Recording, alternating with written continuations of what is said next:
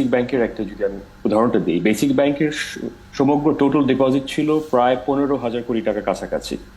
1,000 কোটি টাকার একটি পেইড আপ ক্যাপিটাল ছিল। তার নেট ইন্টারেস্ট ইনকামের প্রতি বছরে দেখা গেল যে 250 কোটি টাকার কিন্তু বার্ষিক তার লস হচ্ছিল। নেট ইন্টারেস্ট ইনকামে তার লস ছিল এখানে সরাসরি। ইপিএস ছিল 1.2 নেগেটিভ, 1.2, মানে প্রতি শেয়ারের প্রতি তার 1.5 টাকার মতো লস হচ্ছিল। এবং আপনি যদি মন্দা ঋণের কথা দেখেন, 15,000 কোটি টাকা জনগণের আমানতকারীর অর্থ দিয়ে ডিপোজিটের কাস্টডিটা যারা ডিরেক্টর, বোর্ড অফ ডিরেক্টরের যারা দায়িত্ব যারা ছিল, তাদের হাতে 15,000 কোটি টাকা জনগণের অর্থ, জমাকৃত অর্থ ছিল।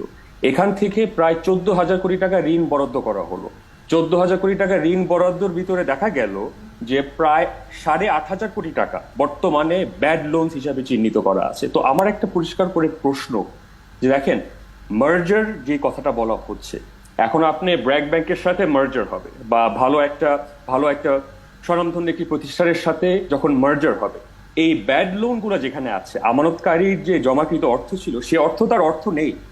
আজকে এই বেসিক ব্যাংকের আত্মসাৎকারী ছিল প্রথম সারি 30টা প্রতিষ্ঠান, যারা এই 8,000 কোটি টাকার মন্দা ঋণের ভিতরে 5,500 কোটি টাকা মাত্র 30টা প্রতিষ্ঠান নিয়েছে। এবং আমি আপনাদেরকে নাম পড়ে শোনাতে পারি।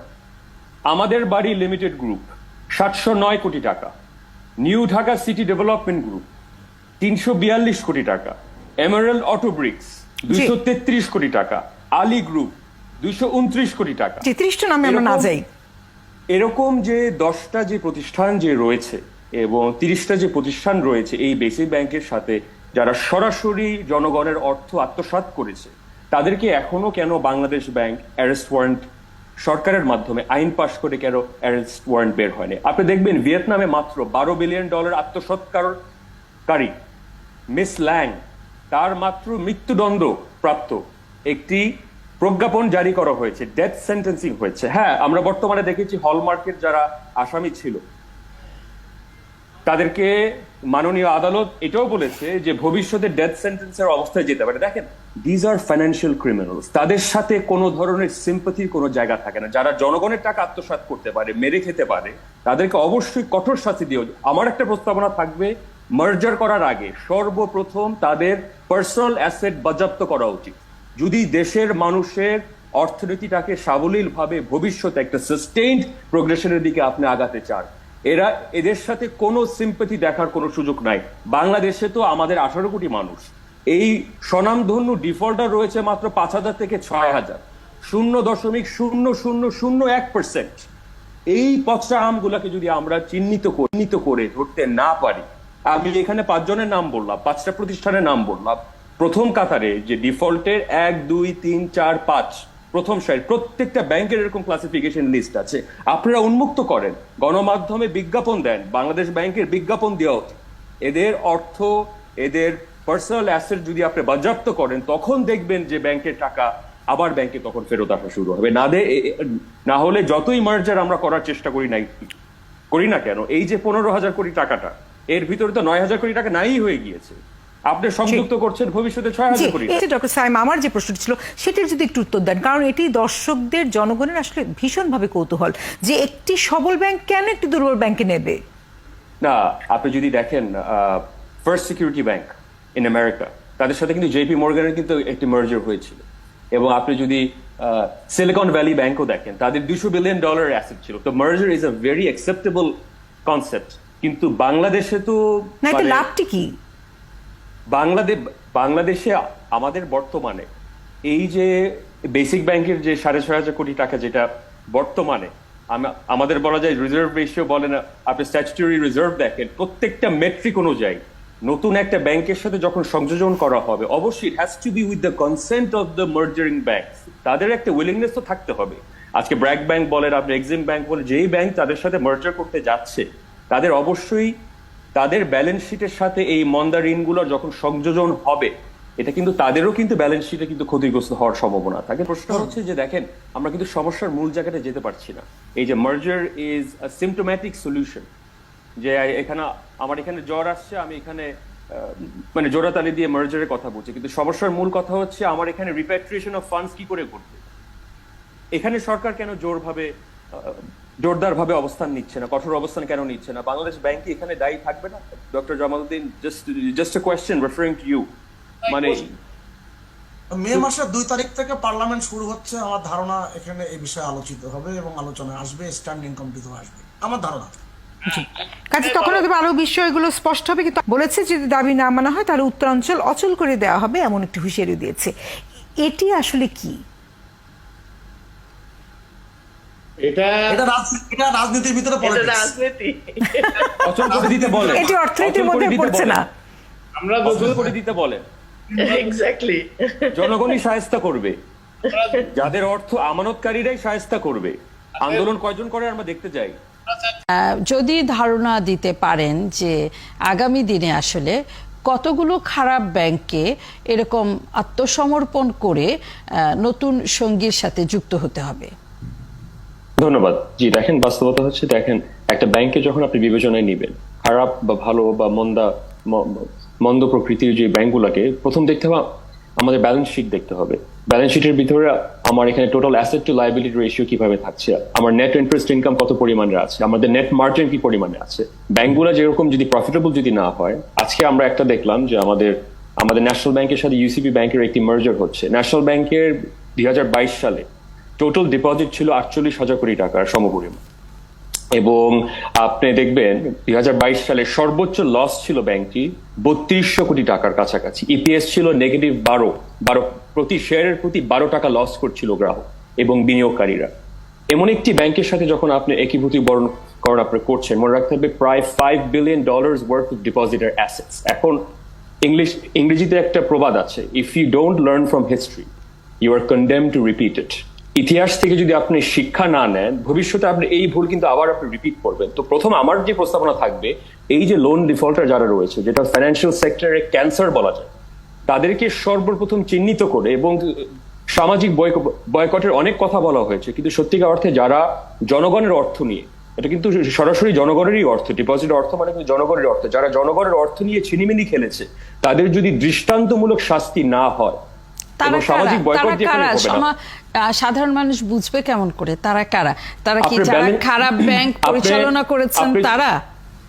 আপনি যদি ব্যালেন্স শিট যদি ওপেন সোর্স অ্যাকাউন্টিং না করে, আপনি জনগণের অর্থই তো আপনি ডিসবার্সমেন্ট করছেন। আর প্রথম কথা হচ্ছে, যদি কোলাটেরাল ছাড়া আপনি ঋণ বরাদ্দ করতে থাকেন, 10 কোটি টাকার জমি দেখিয়ে দেখা গেল যে 500 কোটি টাকার ঋণ কিন্তু বরাদ্দ হয়েছিল এই ন্যাশনাল ব্যাংক থেকে।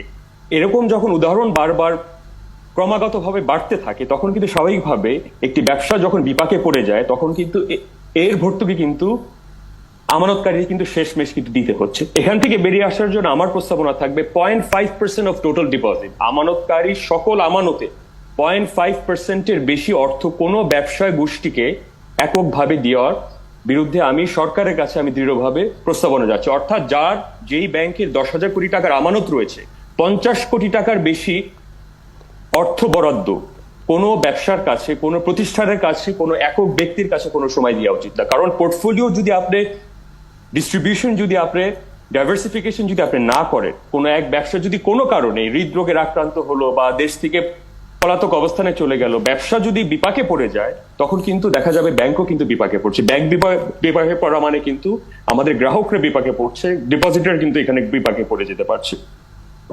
আর দ্বিতীয় কথা হচ্ছে, আপনি দেখেন বাংলাদেশে আজকে আইসিবি ইসলামী ব্যাংকও কিন্তু দেখা গেল যে গত অর্থ বছরে কিন্তু 50 কোটি টাকার কিন্তু লস করেছে।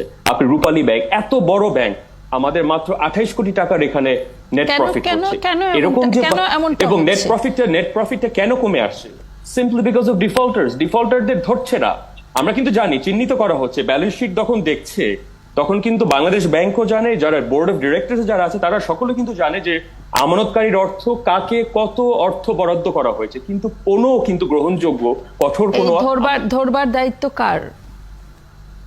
অবশ্যই বাংলাদেশ ব্যাংকের, অবশ্যই আমাদের বাংলাদেশের যারা বোর্ড অফ ডিরেক্টরস যে এই দায়িত্বশীল অবস্থানে যারা বসে, অলমোস্ট কিন্তু তারা কিন্তু ট্রাস্টি বলা যায়।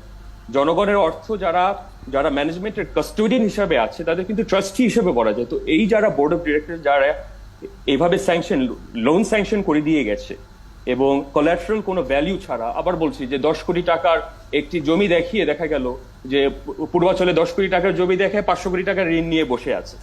অনেক সময় দেখা যায় পরিবারবর্গ সপরিবারে দেশ থেকে পলাতক, কানাডায় যে বসে আছে, আমেরিকায় যে বসে আছে, লন্ডনে যে বসে আছে, কিন্তু দেখেন আমাদের স্টেট মেশিনারির সাপোর্ট ছাড়া এরা কোনো সময় এই ঋণ নিতেও পারতো না, এবং ঋণ নিয়ে আত্মসাৎ করার পরে কিন্তু পলাতক অবস্থানেও দেশ যাওয়ার থেকে কথা সপরিবারে। সম্ভব হতো না নিশ্চিতই। ধন্যবাদ আমাকে আমন্ত্রণ জানাবার জন্য। সম্মানিত সহ আলোচক বৃন্দ, আসসালামু আলাইকুম, এবং দর্শক শ্রোতা যারা সংযুক্ত হয়েছেন সকলের উদ্দেশ্যে সালাম। প্রথমত মনে রাখতে হবে, দেখেন মূল্যস্ফীতি কিন্তু একটি অর্থনীতির নীরব ঘাতক। আজকে সারা বাংলাদেশে কিন্তু কোটি কোটি মানুষ কিন্তু এই তীব্র মূল্যস্ফীতির তাপমাত্রার জন্য কিন্তু আজকে হাহাকারে ভুগছে। এটা হচ্ছে চরমতরে চিরতরে বাস্তবতা। বিশেষ করে প্রান্তিক জনগোষ্ঠী এবং যারা মধ্য এবং নিম্নবিত্তের মানুষ যারা রয়েছে, তারা কিন্তু সত্যিকার অর্থে চরমভাবে ভুগছে।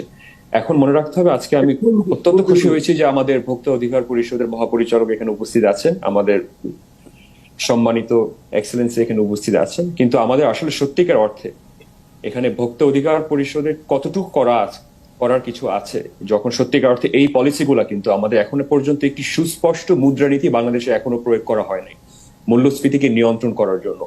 বিগত অর্থ বছরেও আমরা দেখতে পেলাম যে 1,43,000 কোটি টাকার মুদ্রা, অর্থাৎ বাংলাদেশি টাকা ছাপানো হলো উন্নয়ন প্রকল্প বাস্তবায়ন করার জন্য, এবং একই সাথে দেওনা পাওনা পরিশোধ করার জন্য, ঋণ পরিশোধ করার নামে। তো দেখেন টাকা ছাপানোর ফলশ্রুতিতে কি হয়, মূল্যস্ফীতির তীব্রতা কিন্তু আরো ব্যাপক হারে বাড়তে থাকে।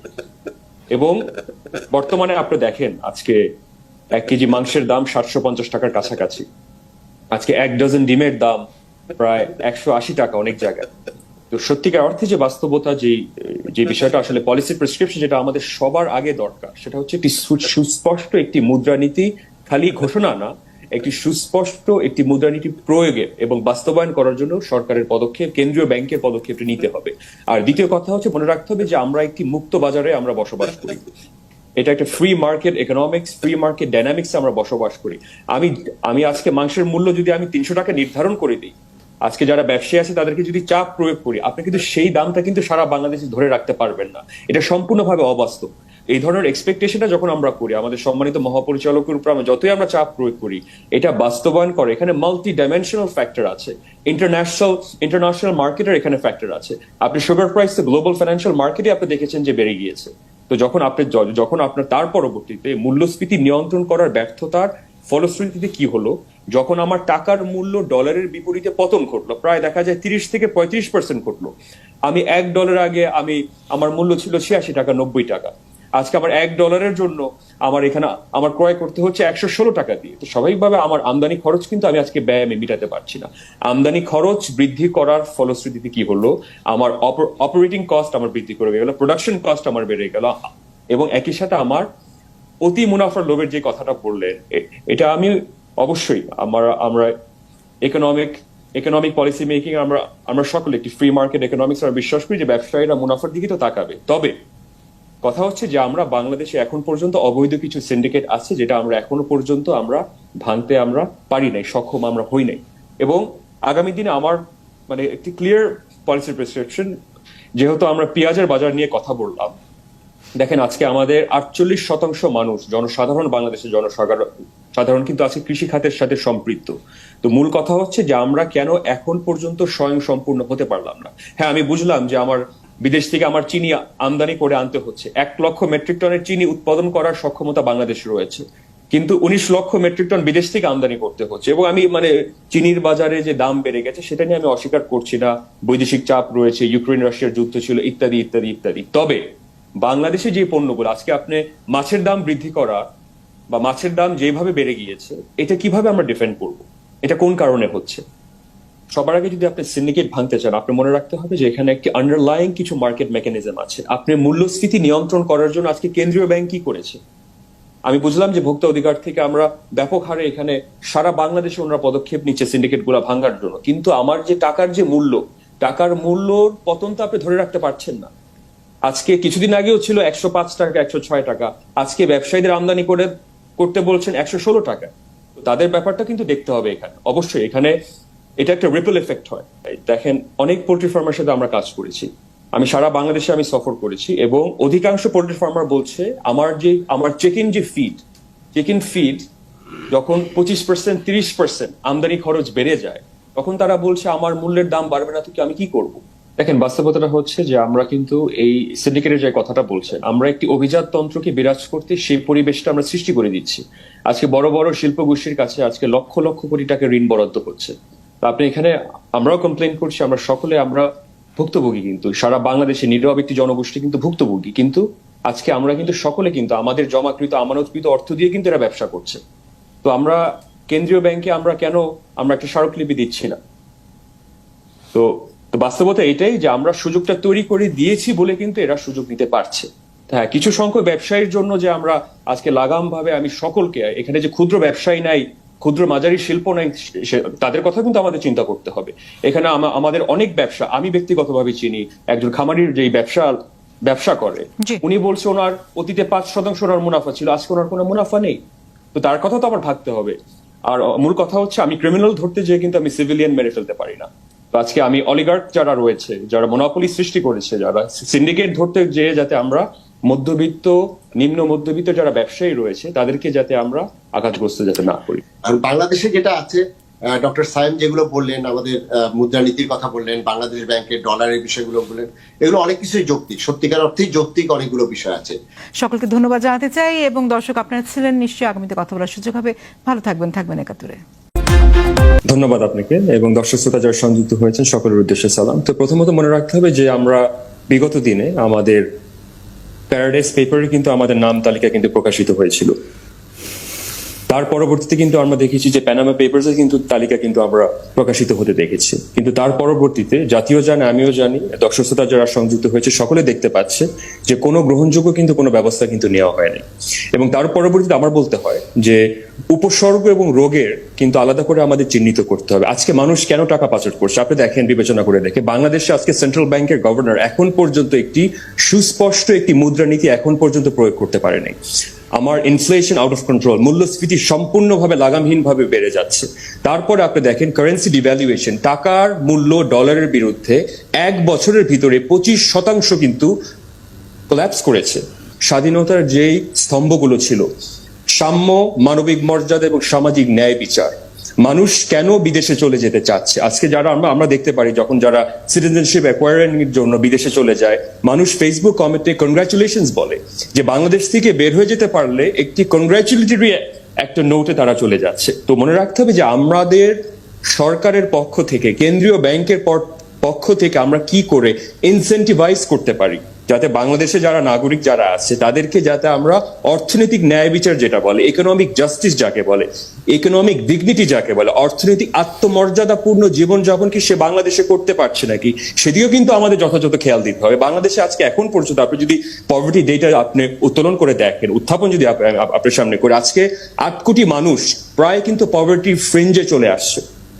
এবং কোভিড এর পরবর্তী এবং ইউক্রেন রাশিয়ার যুদ্ধের পরবর্তী যে বাস্তবতাটা হয়েছে, আমাদের অস্বীকার করলে চলবে না। অবশ্যই উপসর্গটা আমরা কেউ অমান্য করছি না, যে বাংলাদেশ থেকে যে হাজার হাজার কোটি টাকা যে প্রতি বছরে পার হয়ে যাচ্ছে সেটা কেউ অস্বীকার করছে না। কিন্তু আমার ডিজিজ কেন এখন পর্যন্ত চিহ্নিত করা হচ্ছে না? আজকে আপনি যদি ব্যাংকিং খাতে একটা তুলনা করে দেখেন, একটা চিত্র আমি তুলে দেখি, লোন ডিসবার্সমেন্ট যেভাবে হয়েছে বাংলাদেশে, 4500টি নিবন্ধন প্রাপ্ত প্রতিষ্ঠান, এর ভিতরে দেখা যায় প্রায় 60% প্রতিষ্ঠান কিন্তু আজকে প্রায় দেউলিয়া হয়ে যাওয়ার পথে চলে গেছে। তারা এক্সপ্যানশন করেছে, মোর ডেট মোর এক্সপ্যানশন, কিন্তু যদি আপনার নেট প্রফিট আফটার ট্যাক্স আপনি ক্যালকুলেট করে দেখবেন যে 5%ও কিন্তু তারা নেট প্রফিট করতে পারছে না। তারা কি করে চক্রবৃদ্ধি হারে 9% তারা ইনস্টলমেন্ট তো দিতে পারছে না। আপনি যদি জরিপ করে দেখেন, এবং আমি অনুরোধ করব দর্শক শ্রোতাদের যে টার্নওভারের ভিত্তিতে, রেভিনিউর ভিত্তিতে একটা ব্যবসাকে কেউ যাতে বিবেচনায় না আনে। আমাদের দেখতে হবে ব্যালেন্স শিট, দেখতে হবে আমার, দেখতে হবে ক্যাশ ফ্লো, দেখতে হবে আমার ইনকাম স্টেটমেন্ট, দেখতে হবে। তার ফলশ্রুতিতে কি হয়েছে, যেহেতু চিপ লোন ডিসবার্সমেন্ট হয়েছে, আমাদের দেখতে হবে আমানতকারীর অর্থ দিয়ে কিন্তু এই লোনগুলো কিন্তু বরাদ্দ করা হচ্ছে।